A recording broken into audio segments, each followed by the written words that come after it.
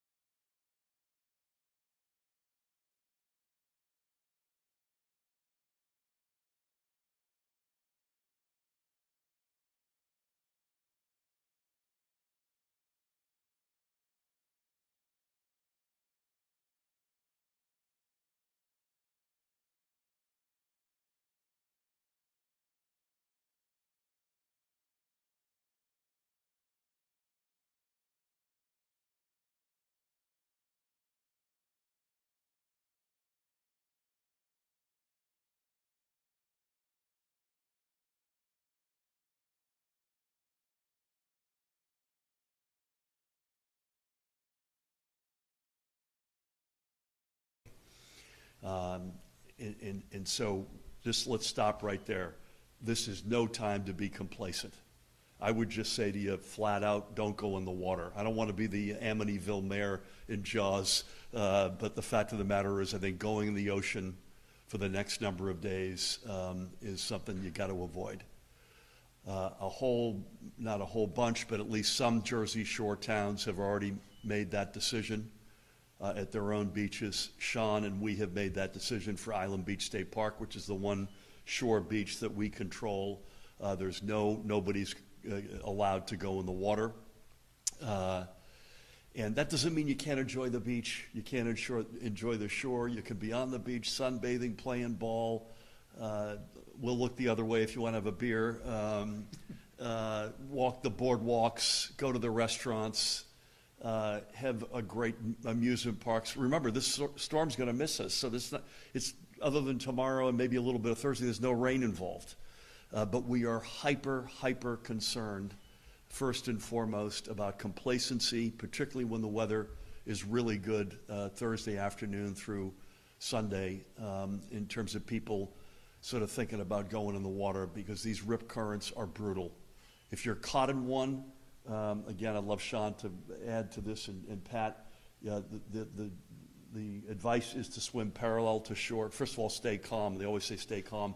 Like when a bear shows up on your back porch, stay calm. Easier said than done, but in this case, try to stay calm and swim parallel to shore until the current sort of subsides, and then come in on a perpendicular to the shore. But please don't even go in the water. So that's our first huge concern right now. We'll keep you posted on ready.nj.gov, at GovMurphy on X is another source, any of our statewide resources. The second concern is the potential for coastal flooding. And the word that we're using and that we use is moderate. Moderate does not mean a little. This means a potential for significant coastal flooding. There's a moment, I think it's Thursday night, guys, where the high tide will coincide with the high waves and the intensity of the impact of this storm. That's a particular period of concern Thursday night into Friday. Sean will remind us that this also means potential flooding for the tidal rivers inland. But I think most of the focus or concern right now is on coastal flooding. So those are the double-headed reasons why we wanted to speak with you this morning. Again, ready.nj.gov, number one. Number two, just don't go in the water. We're about to get on a call with all the shore mayors and county executives, the three of us, and Dan and Tim and others right after this. We're going to make the same point. I don't think it'll come to it, but if it helps, you know, we have the ability, we believe, to declare a state of emergency and have that blanket access to water up and down the entire Jersey Shore. I think we're seeing a lot of really responsible mayors take steps already. You've already seen some of that: Wildwood, Atlantic City, Seaside Heights, to pick three that have taken steps. But folks, please, please, please take this seriously. Particularly push back on complacency, on the human nature of, gosh, it's beautiful outside, let's sneak a quick dip in the water. This is not the week to do that. And if things change, particularly if they change for the better, we'll be the first folks to raise our hand and say, you know what, this was not as bad as we thought, and you should feel good. All the shore towns are really good, and I know Island Beach is really good with the flags and the red, the yellow, the green. You got a lot of red flags up this week. Again, that doesn't mean you can't have fun on the shore. This is one of the biggest weeks of the summer, but we cannot lose any more precious souls, and obviously we need to anticipate what could be meaningful flooding on the back end of this. Deep thanks for coming out. I'm going to ask Colonel Pat Callahan to say a few words, and Commissioner Sean LaTourette, and the three of us, with the help from Dan and Tim and others, will answer any questions you have. Colonel, come on down. Thanks, Governor. And I'll just echo some of the Governor's remarks with regards to complacency. I know when people hear that it's not going to make landfall, that there's a sigh of relief, but although this will be mainly a marine event with small craft advisories, with certainly high risk for rip currents and certainly those swells, but that complacency is sometimes a deadly attitude to have. And I know especially those with surfboards are chomping at the bit to get down there, and it is not the time to do that. As excited as they may be about hearing about those swells, it is dangerous and it is deadly. Right now, that if you've seen, it's about 750 miles southeast of Cape Hatteras, down off of North Carolina, and it'll come up and make that, hopefully, that right turn that we're all expecting in those models. But that high surf, dangerous surf conditions. And we just ask that you be mindful of those red flags and listen to those lifeguards. My family and 4 grandchildren were at Point Pleasant 2 weeks ago, and it was a day like today, and we couldn't understand why they wouldn't let us in the water for 3 days straight. And if you've rented a house down the shore, there's still a lot of entertainment to be had without going in that water. And the reason we couldn't go in the water is because, just like the Governor mentioned, the 2 souls that we've lost this past week, because it is dangerous and it is hard to remain calm when you're in that situation. From a State Emergency Operations Center perspective, I've already been on the phone with FEMA Region 2 this morning. Our State Emergency Operations Center will be monitoring this, along with the National Weather Service, who's been on this for several days. And again, to the Governor's point with regard to that word moderate, does not mean it's a slight storm. I think the combination of that high tide Thursday night with those gale force winds, they have not issued a gale advisory yet, but having watched storms for the last decade or so, I trust that gale advisory is coming. That too will impact the coastal flooding areas. So we will be monitoring it. We've constant contact with our county OEM coordinators and local county OEM or local municipal OEM coordinators, and to the Governor's point, we'll be on shortly with the mayors that we anticipate having the greatest impact. So, always standing ready, certainly at the emergency management level. Thanks, Governor. Thanks, Pat. I appreciate that. Pat mentioned the Outer Banks in North Carolina. There's some evacuations that are occurring there. You may ask, do we anticipate any here? I'm knocking on wood at the moment, we don't. But everybody's got to be smart. That would be more for flooding than it would be for don't go in the water reasons. So Pat, thank you for your leadership as always. Again, please help me welcome another outstanding leader, Commissioner of the Department of Environmental Protection, Sean LaTourette. Well, thank you everyone for joining us. As the governor and the colonel mentioned, the conditions along the shore are serious. Not only do we have Erin approaching, but we've been dealing with more localized wind conditions as well in the recent weeks, and certainly in the last 2 days, that have created or lent to an increase in that riptide occurrence. So as of this morning, we have closed Island Beach State Park. As the governor mentioned, that's the one state park that we have on the shore that folks can swim at. We've closed that to swimming, but as the governor mentioned, there is many great activities that you can enjoy while avoiding the swimming, and so Island Beach will be open for that. One of the things to be really mindful of here is as we expect the storm to move north and then begin moving more eastward over the next several days, the cone of influence for that storm, the way that its winds affect the tides, will extend west toward us by several miles. And so that is going to increase wave heights, right, up to some estimates put it around 13 feet above normal. And if you'd like to see what normal is and what actual recorded wave heights are, you can download the My Coast app, which is something the state offers for all of our residents, and you can see the activity at your nearest tide station. So I'd encourage everyone to do that, or go to My Coast NJ, where you can also see that same information online. The governor made an important point about tidal influence in our riverine communities, right? The Delaware River is tidal up to Trenton, and the effect of the tides on our river systems can increase flooding conditions in particularly urban communities that are far from the Jersey Shore, and that's something to be really mindful of. As we see 12 or more feet height in waves, we can see the coastal flooding conditions that we typically experience be exacerbated along the Atlantic coast and particularly along the Delaware Bay shore. But as we have tidal influence in the Newark Bay, up the Passaic River, and in the Hudson, we want to be mindful of those flooding conditions there as well.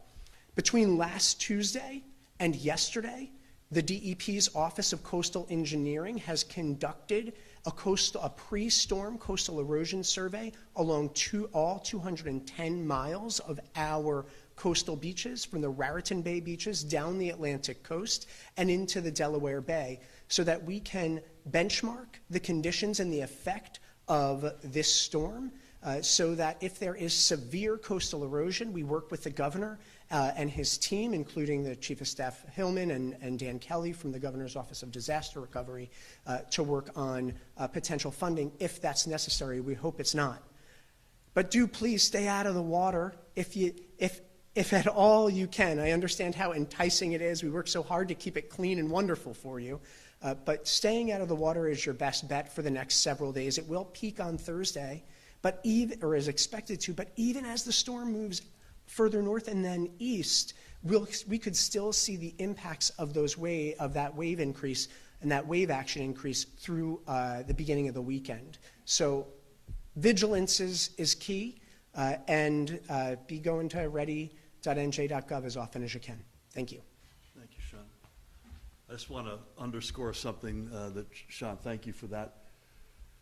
Mentioned sort of places you wouldn't associate with the Jersey Shore. The three of us know all too well, our colleagues know all too well, some of the worst flooding and unfortunate tragic fatalities have taken place in our 8 years together. Different types of storms, admittedly, but in places like Elizabeth or Irvington or Hillsborough, none of which you'd associate with the Jersey Shore.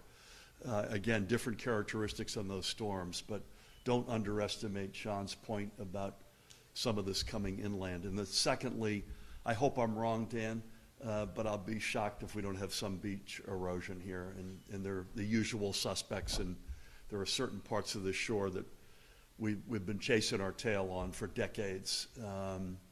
Not too far from Island Beach, just north of that, Ortley Beach, Bay Head, down south in the Wildwoods would be two areas that are perennially challenges that we try to work with the feds and the local communities to do our best to push back on that. I hope I'm wrong about that, but with the nature that we're expecting, my guess is we'll probably see some of that. Pat and Sean, thank you. With that, we'll take any questions you've got.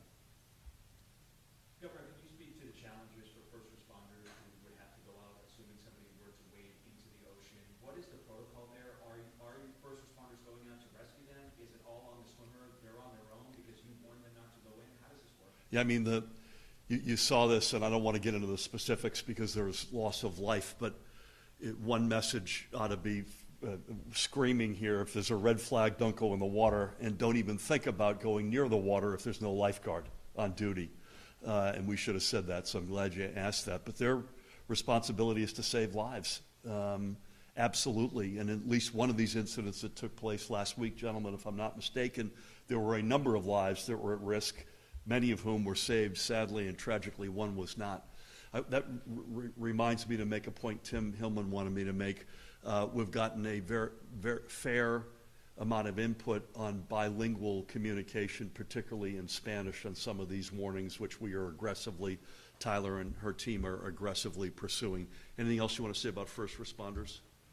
The Gov hit it. I mean, it's the lifeguards are the primary first line of defense, but our Marine Services Bureau are out there patrolling the entire coast. Our partnership with the Coast Guard has never been better. But that rapid response, it doesn't take all too long to lose life out there. And so, we'll be out there, I know that, but it's difficult to save lives once they've been pulled away in it. You know, Sean mentioned that Island Beach State Park is open for business, but swimming there is not. And presumably you've got a whole army of people there, lifeguards and others, to enforce that. Police officers. Yeah, there's their own police force. They work closely with the state police, lifeguards, et cetera. Please. Good morning. The young girl who passed away in Belmar, do we know if that's because of the riptide, or is that still under investigation? I think we should probably hold off on that. If you read the press, the overwhelming speculation is a rip current. But I don't probably shouldn't get into any of the specifics on that if it's okay. Okay, sure. And then I just wanted, just an effort to get more specifics in terms of preparing. I know it's not expected to make landfall, but you mentioned, sir, that you plan on making calls to local mayors. Yep. Anything, do we know what that call is going to be about later today? Yep. Other specifics? Yeah, so we've already, it's not like we're waiting for this. This is a group call, but I've been back and forth with mayors, myself, our team, Tim and Rob Field, who's known to everybody, I think, in the state. I think there's no one in the state that doesn't have Rob's cell phone number, including one mayor that was mad at him, actually put it up on a billboard a few years ago. But we're in touch with these folks constantly. This is a group call that'll take place literally right after our gathering. Pat and Sean will be on with me, Dan and Tim and Rob, and we'll go through a lot of what we've just said. We'll probably raise more as an offer of help than bigfooting, whether or not it would help local communities' message against complacency if we were to come in and say there's no swimming on the Jersey Shore through X day. That's something we'll probably test with these mayors if they want that. We would still reserve the right, if we think even if they didn't want it, that we would need to do it. As Dan reminded me, we closed beaches during COVID, so we have the authority to do it, but that's something we want to talk to them about. I think we're going to plead with them to put the red flags up until further notice. Is that fair to say, guys? And to make sure their messaging is amplified by us, and that they can amplify our messaging as well, including you can still have a great time on the shore this week. Lots of pools. Again, it's a weird dynamic, admittedly. You're not going to have thunder, lightning. You might have a little rain tomorrow, a little bit into Thursday morning, but this is largely a good weather week. So there's really no restriction other than swimming in the ocean in terms of what you can do, and that's a message we want to make sure people get out. This is one of the biggest weeks of the summer. Thank you. Sir. Governor, recently we had the opportunity to close the beaches. Right now, you know, we're thinking about what we're expecting and what needs to happen in order that we close the beaches. I think most of this, you should expect, I think most of this will be done at the community level. You're starting to see the dominoes fall. We've got a up and down the shore, whether it's county executives or shore mayors, an incredibly responsible group of leaders who we've worked with now for 8 years through thick and thin, including bad storms and COVID, to pick two examples. So I personally am optimistic that the right decisions will get made locally, and you're starting to see that as we speak. You saw Tony Vaz in Seaside Heights, for instance, very aggressively responding to the tragedy there. You've seen Wildwood, Atlantic City, I think now Asbury Park, Island Beach State Park. I hope that folks would look to us in terms of, at least to some extent, a role model on decisions on this. Sean, with our support, has made the decision to ban swimming at Island Beach State Park, which is our big exposure on the shore. That's a 10-mile stretch of beach, gorgeous, by the way. Voted a few years ago #1 state park in America. Had to get that in. So I would hope that, but if we think that in particular the shore mayors and county executives need help in amplifying and sort of strengthening the message that they're trying to deliver locally, we're open to helping them in any way we can, including a blanket step. Right now, my gut tells me we won't need to do that. But that's something that we at least have it on the table as an option. And Governor, just to be clear, the timeline that's most concerning is Thursday night into Friday. Is that You guys should come in on this. Yeah, sure. Although it's right now in terms of rip current. Okay. So, Yeah, so the rip currents have been increasing in recent days, and we've had an experience growing over the last several weeks with rip currents in New Jersey or off our coast. As the storm makes its way, it's closest to or closest to us on that Thursday. So the effects are expected to be, the precipice at that point, right? But even as it moves further away from us, right, because it's going like this, right? It's making a bend. Even as it moves further away from us, the winds will still affect us. And so you can expect these conditions likely into at least the early part of the weekend. the other thing that I think is worth repeating is what Pat mentioned. I think we all mentioned there's a particular moment that we're expecting Thursday evening with the combination of high tide, highest level of swells in terms of the flooding risk. So put aside the personal safety risk, which is acute. That's when we are most concerned about the potential for flooding. Again, ready.nj.gov. Please, folks, I'm begging you, take this seriously. Enjoy the shore, enjoy this beautiful weather, but stay out of the water. Thank you all. Thanks, man.